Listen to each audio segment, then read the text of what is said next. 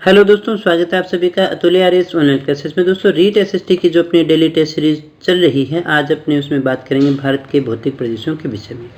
दोस्तों, पिछले वीडियो में भी हमने भारत के भौतिक प्रदेश के ही कुछ प्रश्नों के विषय में बात की थी। आज भी उसी से संबंधित अन्य प्रश्न यानी किस प्रकार के प्रश्न और आपसे पूछे जा सकते हैं उनके विषय में बात करने वाले हैं। ये आपका जो टॉपिक है वो यूनिट नंबर 8 से है और आज अपने इससे संबंधित कुल 25 प्रश्नों के विषय में बात करने वाले हैं। देखिएगा दोस्तों, जो हमारे 8 नंबर जो हमारी यूनिट रहेगी वो है भारत का भूगोल और उसके संसाधन, भू आकृतिक प्रदेशों के विषय में अपने बात करने वाले हैं।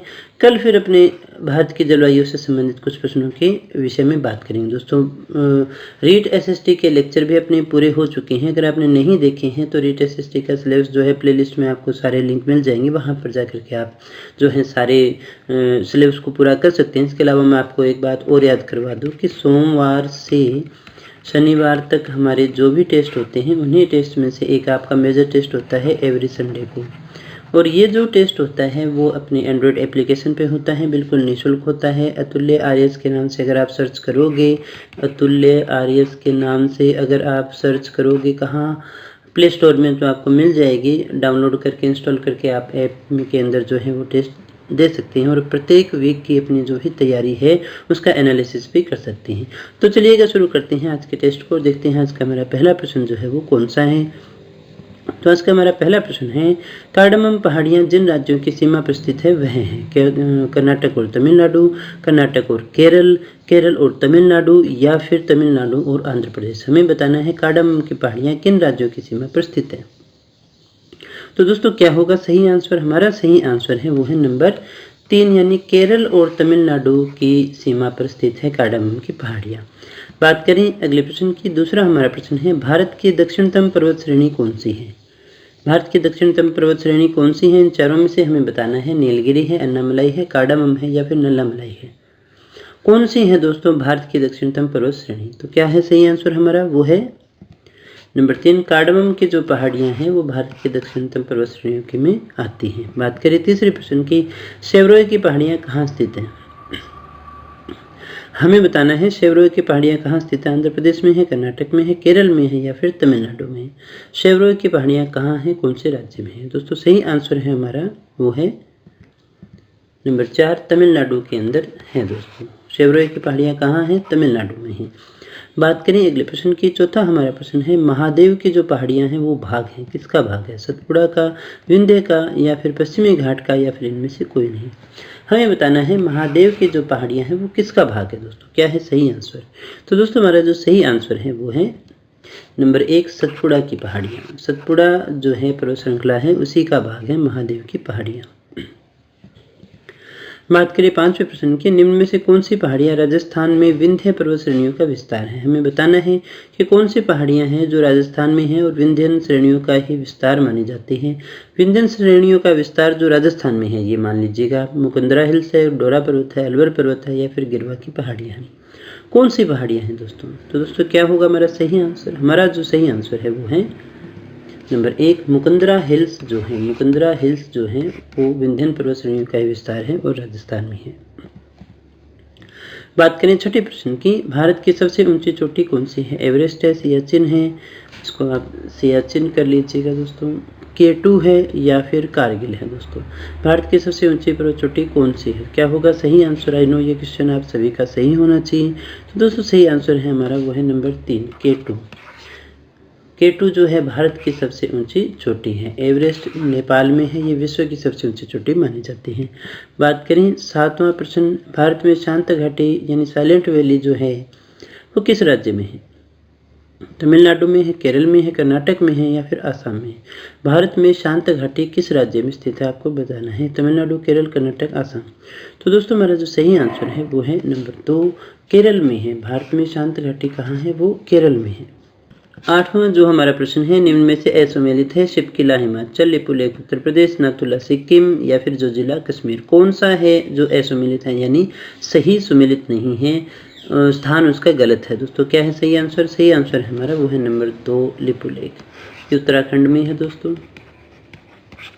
तो दोस्तों बात करें अगले प्रश्न की। अगला हमारा प्रश्न है मेघालय का पठार है, हिमालय श्रेणी का भाग है, पूर्वी घाट पर्वतों का भाग है, प्रायद्वीपीय खंड का भाग है या फिर सतपुड़ा पर्वत का भाग है।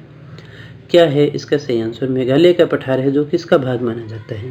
तो दोस्तों इसका जो हमारा सही आंसर है वो है नंबर 3, प्रायद्वीपीय खंड का ही भाग माना जाता है। और ये माना जाता है कि मालदा गैप के द्वारा ये टूट करके जो है अलग हो गया है, लेकिन ये भाग जो है वो प्रायद्वीपीय खंड का ही है। बात करें अगले प्रश्न की। 10वां जो हमारा प्रश्न है, कन्याकुमारी से गोवा के बीच के तट को हम क्या कहते हैं? कोंकण तट कहते हैं, मलबार तट कहते हैं, सौराष्ट्र तट कहते हैं या फिर कोरोमंडल तट कहते हैं। क्या होगा सही आंसर? कन्याकुमारी से गोवा तक का जो तट है उसे हम कहते हैं नंबर 2, यानी कि मलबार तट के नाम से जानते हैं। कन्याकुमारी से गोवा के बीच का जो तट है। बात करें 11वें प्रश्न की। सतलज व काली नदियों के बीच जो भू आकृतिक भाग है वह है हिमाचल हिमालय है, उप हिमालय है, कुमायूं हिमालय है या फिर नेपाल हिमालय है। देखिएगा ये हिमालय का जो प्रादेशिक विभाजन है उससे पूछा गया प्रश्न है। आपको बताना है जो सतलज और काली नदियों के बीच का भाग, क्योंकि ये नदियों के आधार पर ही बांटा गया है। तो सही आंसर हमारा वो है नंबर 3, कुमायूं हिमालय हम इसे कहते हैं। बात करें अगले प्रश्न की। 12वां हमारा प्रश्न है, व्हीलर द्वीप है, दूरस्थ द्वीप है, काप मिट्टी के द्वीप है, पर्वतीय द्वीप है या फिर प्रवाल द्वीप है। व्हीलर द्वीप है किस प्रकार का द्वीप है? तो सही आंसर हमारा वो है नंबर 2, ये कांप मिट्टी से बना हुआ द्वीप माना जाता है। बात करें अगले प्रश्न की। जहां मिट्टी का प्रतिवर्ष प्राकृतिक नवीनीकरण होता रहता है, यानी हर साल नई मिट्टी आती रहती है, वो कौन सा क्षेत्र होता है? यहाँ से दोस्तों आपसे सबसे ज़्यादा प्रश्न पूछे जाते हैं। इसके विषय में मैंने पिछले क्लास में भी बात की थी, पिछले टेस्ट में भी बात की थी। जहाँ मिट्टी प्रतिवर्ष प्राकृतिक नवीनीकरण करती रहती है, कौन सा प्रदेश है? तो दोस्तों वो है हमारा नंबर 4, खादर प्रदेश होता है। दोस्तों कौन सा प्रदेश आता है? खादर। यहाँ हर वर्ष नई मिट्टी आती रहती है। 14 नंबर हमारा प्रश्न है, पाक जल संधि जो है वो किन देशों के बीच में स्थित है? पाक जल संधि है श्रीलंका और मालदीव के बीच, भारत और श्रीलंका के बीच, भारत और मालदीव के बीच, इनमें से कोई नहीं। पाक जल संधि जो है किन देशों के बीच में है? दोस्तों सही आंसर है हमारा वो है नंबर 2, भारत और श्रीलंका के मध्य है पाक जल संधि। बात करें 15वें प्रश्न की। बंगाल की खाड़ी में स्थित द्वीप है, कौन सा है? मालदीव है, श्रीलंका है, अंडमान निकोबार है या फिर लक्षद्वीप है। हमें बताना है बंगाल की खाड़ी में इनमें से कौन सा द्वीप स्थित है। तो दोस्तों हमारा जो सही आंसर है वो है नंबर 3, इसे हम अंडमान और निकोबार कह सकते हैं। बंगाल की खाड़ी के जो द्वीप है वो अंडमान और निकोबार है। 16 नंबर प्रश्न हमारा, पूर्वी घाटों और पश्चिमी घाटों का निम्न में से कौन सा संधि बिंदु है? वो संधि बिंदु बताना है जो पश्चिमी घाट और पूर्वी घाटों को जोड़ता है। जवादो पहाड़ी, अन्नामलाई पहाड़ी, नीलगिरी पहाड़ी या फिर सेवराई पहाड़ी। कौन सा है सही आंसर? तो सही आंसर है हमारा वो है नंबर 3, नीलगिरी की पहाड़ियाँ, जो पूर्वी घाट और पश्चिमी घाटों का मिलन स्थल मानी जाती हैं। बात करें अगले प्रश्न की। निम्न में से कौन से 2 पर्वत लगभग समानांतर हैं? कौन से 2 पर्वत श्रेणियां हैं जो लगभग समानांतर हैं? अरावली विंध्याचल, सतपुड़ा, अरावली विंध्याचल और सतपुड़ा या फिर सतपुड़ा और महादेव। कौन सी है दोस्तों जो एक दूसरे के समानांतर है? तो सही आंसर है हमारा वो है नंबर 3, विंध्याचल और सतपुड़ा जो है वो एक दूसरे के समानांतर मानी जाती हैं।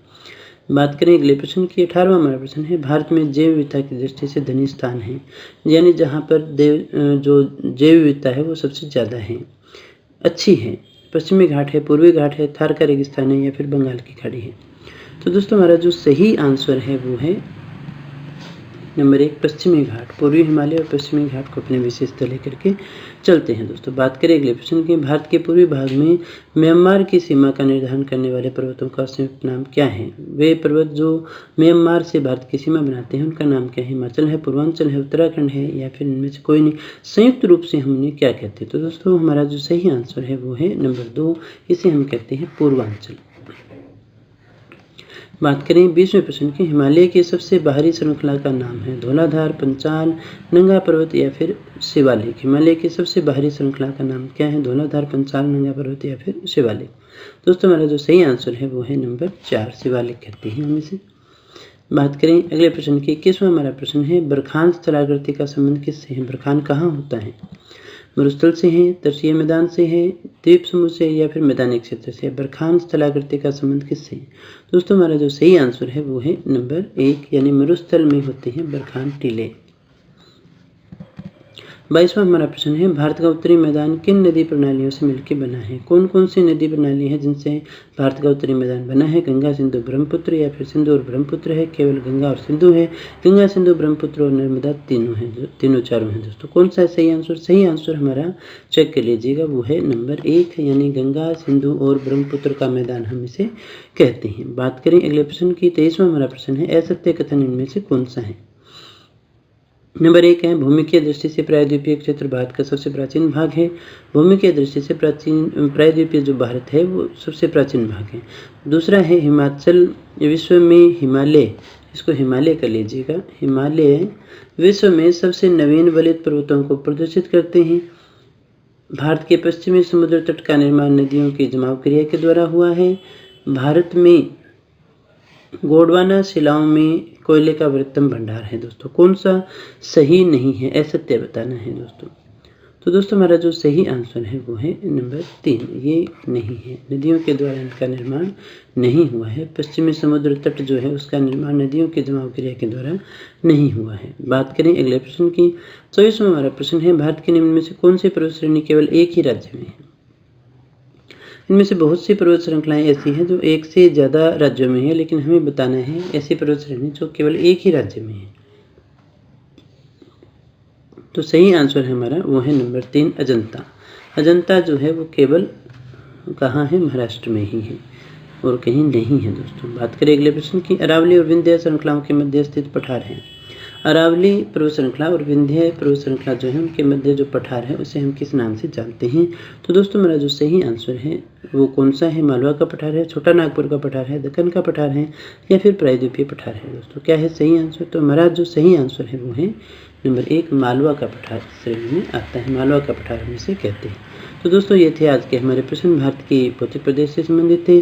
कल अपनी बात करेंगे भारतीय की जो जलवायु है उससे संबंधित कुछ प्रश्नों के विषय में, भारत की जलवायु से जो भी प्रश्न बनते हैं उनके विषय में बात करेंगे। दोस्तों अगर आपको वीडियो अच्छा लगा हो तो लाइक कर देना, शेयर कर देना, सब्सक्राइब कर लेना चैनल को। अगर पहली बार आए हो तो PDF और अन्य किसी प्रकार के इन्फॉर्मेशन के लिए आप हमारे टेलीग्राम चैनल से जुड़ सकते हैं या फिर हमारी ऑफिशियल वेबसाइट को लॉगिन कर सकते हैं जो है atulyaryas.in। तो दोस्तों मिलते हैं कल के टेस्ट में कुछ और नए प्रश्नों के साथ, कुछ और नई जानकारी के साथ। तब तक बने रहिए मेरे साथ। Thank you very much.